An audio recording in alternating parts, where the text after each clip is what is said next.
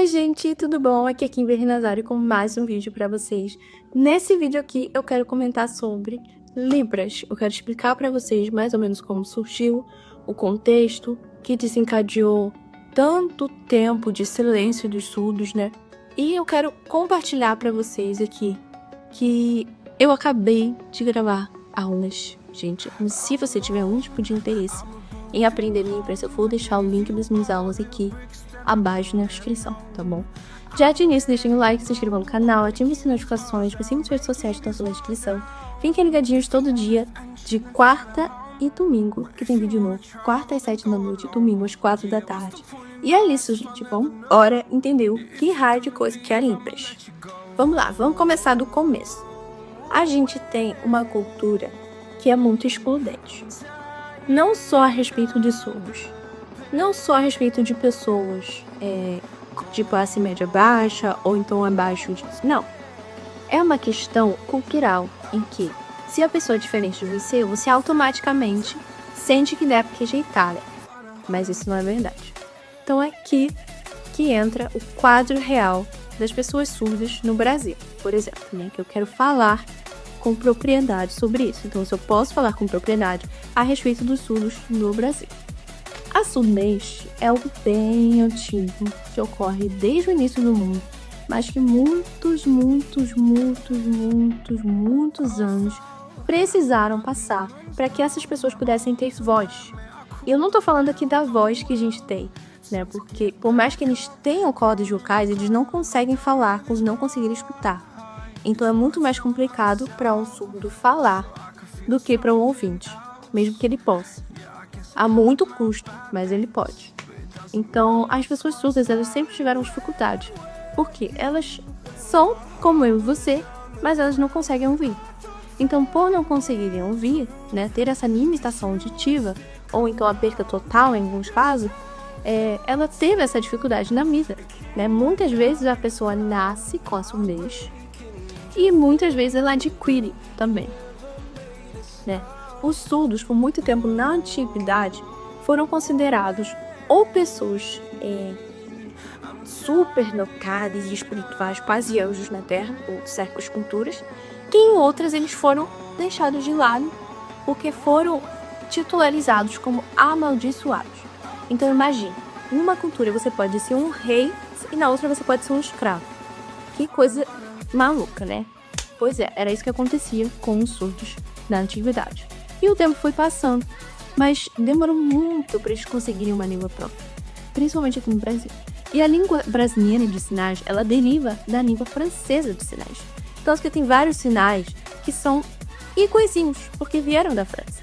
Então, se você, por exemplo, fizer isso aqui, lá na França vai ser a mesma coisa até falar. Porque esse sinal aqui vem da letra P. E para quem não sabe, parler é falar em francês. Então, je parle, eu falo. É esse sinal. E se você fizer isso lá na França, todo mundo vai te entender.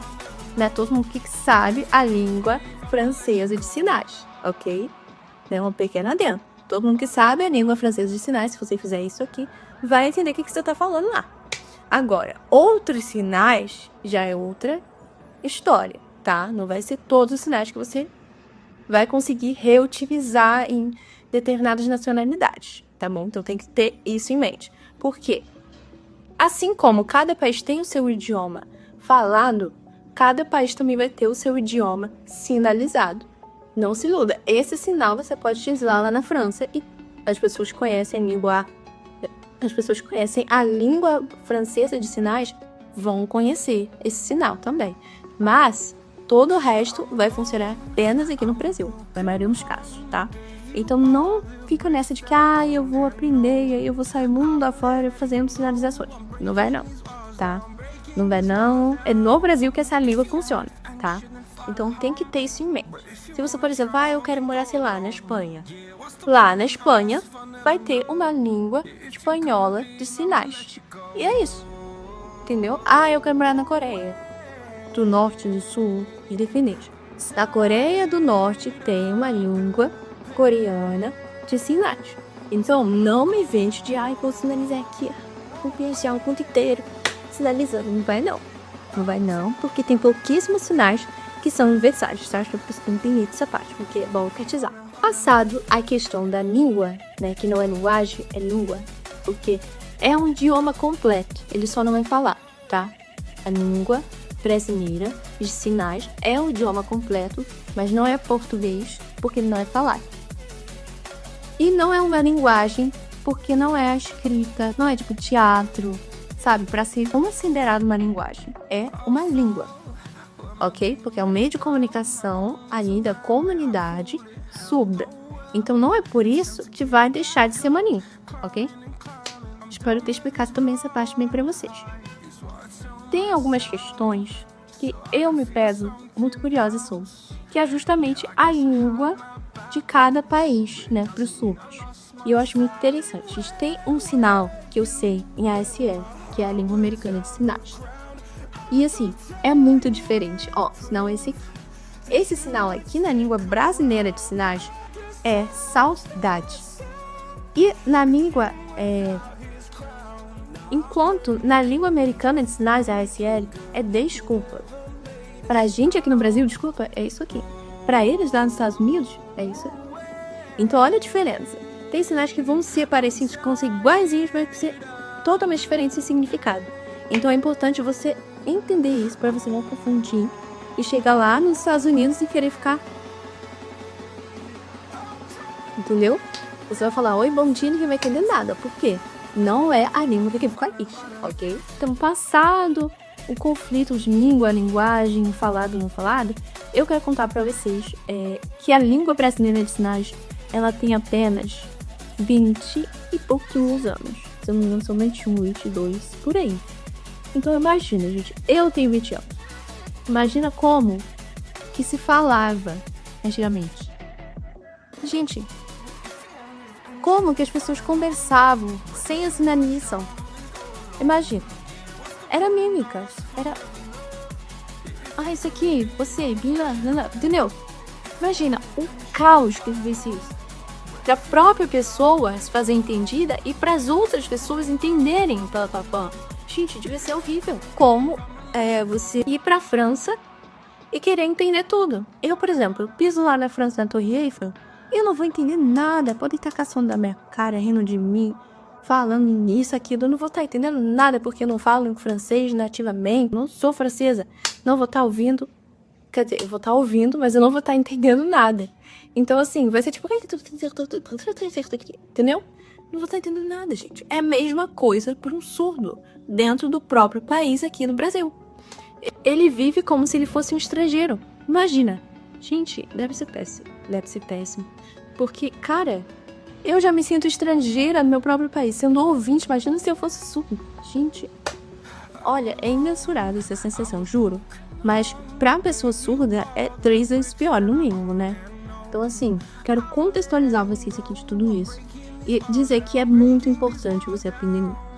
Principalmente se você tem um familiar, ou conhecido, ou amigo que é surdo. Ou que tem outros parentes surdos, né, no seu ciclo social. E é muito importante que a gente consiga se comunicar para poder se expressar e também dar voz a essas pessoas.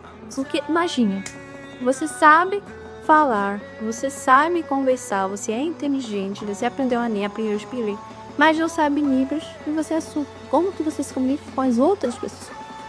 Sabe, no dia a dia. Porque aí a pessoa fala, mas aí fulano de tal sabe escrever. Tá, né? O surdo ele vai parar 30 minutos do dia dele em todas as coisas que ele tem que fazer pra ficar escrevendo o que ele quer?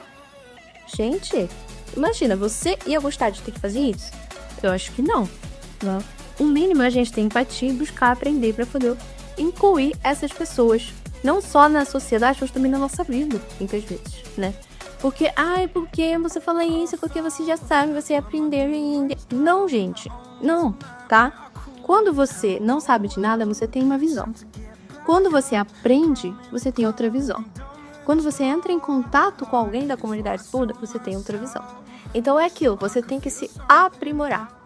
Se você, eu não sei, então não sei o que... Não, para de arrumar desculpa. Se você não sabe, você tem alguma pessoa que você quer conversar e não sabe falar Libras, para de arrumar desculpa, que eu não sei. Não, aprende. Vamos lá, ó, pesquisa, tem vários conteúdos na internet, gratuitamente, entendeu? Se você quer se especificar, né, se especializar em alguma coisa, faz um curso, dá uma pesquisada. Não é, ai, que não sei o que. Para. Isso é com tudo da sua vida, sabe? Não tem que ficar arrumando desculpa, tem que pegar e fazer. Poxa, não dá pra fazer. Então pesquisa o que você pode fazer pra quando você puder de fato fazer, já tá tudo encaminhado. É isso que eu faria, entendeu? Mas enfim, espero que você tenha entendido um pouco da história dos estudos, da Libras, da comunidade em si, o que a gente pode criar na comunidade Sabendo Libras. Espero que você faça um curso para poder aprender melhor. Não precisa ser o meu, tá aqui na descrição, mas se você quiser, pode ser também, tá? E é isso, gente. Tchau, pessoas, e até a próxima!